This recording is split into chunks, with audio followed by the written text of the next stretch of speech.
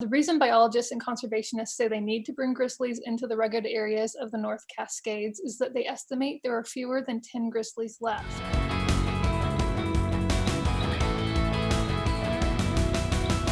It is summer, of course, and many people might be itching to get out and explore, even during the pandemic, in a safe, social distance manner.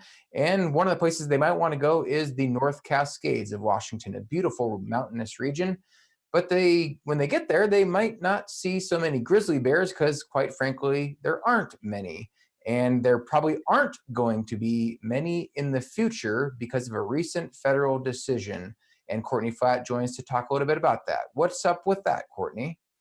Yeah, so back in 2015, the federal government began working on options to potentially bring grizzly bears into the North Cascades.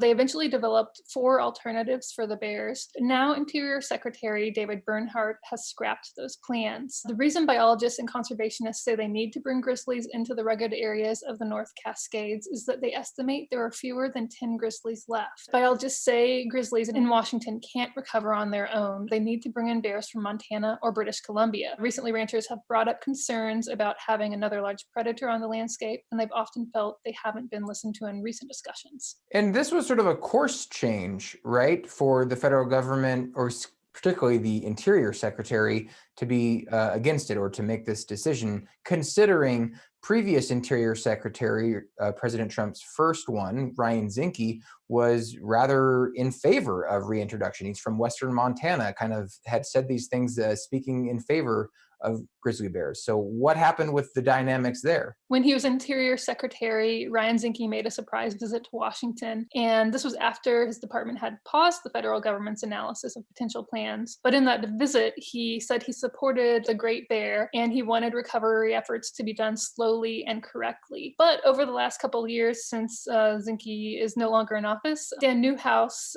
who represents parts of the North Cascades Grizzly Recovery Zone, has pushed to stop any reintroduction efforts. Newhouse had the federal government reopen the comment period. He held another open house in Okanagan last year, and hundreds of people turned up who were opposed to bringing grizzlies into Washington, people who said they hadn't been given a chance to comment in the past. But as a part of the earlier planning process that I talked about, the federal government had already held meetings across the state. There were webinars, there were around 70 informal meetings across Washington. But now Newhouse and Interior Secretary Bernhardt recently held a small roundtable in OMAC, and they invited people who were concerned about grizzly plans. That's where they made this big announcement that grizzlies were okay elsewhere and didn't need to be recovered in Washington. But conservation groups say these two officials are only listening to some of their constituents, and they say they're weighing their options on what they can do next. That could include lawsuits. All right, let's delve into a little bit on what both of those sides were saying, although there's probably more than just two sides to the issue. The conservation groups, though, generally who were in favor, and the ranching interest, the landowner interest, and Congressman Newhouse on the other side, what were kind of some of their arguments for and against?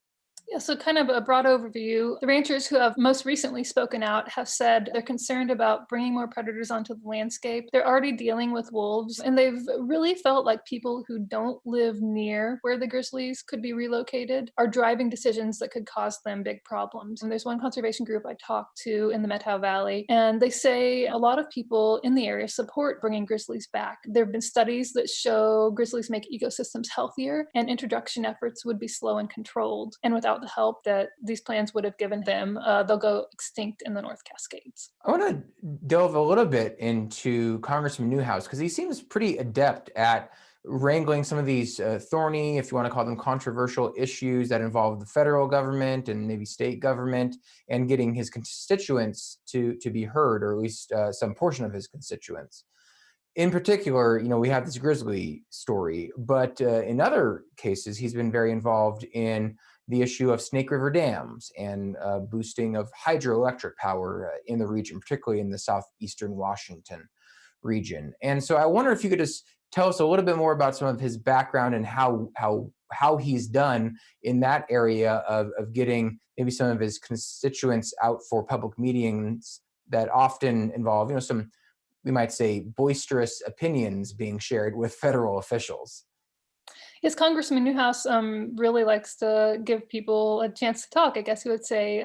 He had reopened these Grizzly meetings earlier when there were big discussions about what was going to happen to the Snake River dams. He held meetings in the Tri-Cities. Those meetings were often largely driven by interests who wanted to keep the dams in place. Most recently, he has worked on a bill with Representative Kathy McMorris Rogers that would classify hydropower as a renewable energy resource and would make licensing easier for small hydro projects that protect or enhance natural resources. But there have also been some conservation groups that have said hydropower does come with a lot of costs. Indeed, as many decisions come with a lot of costs and consequences to consider, and we thank you for bringing all of these issues to us. Thanks for joining us today, Courtney.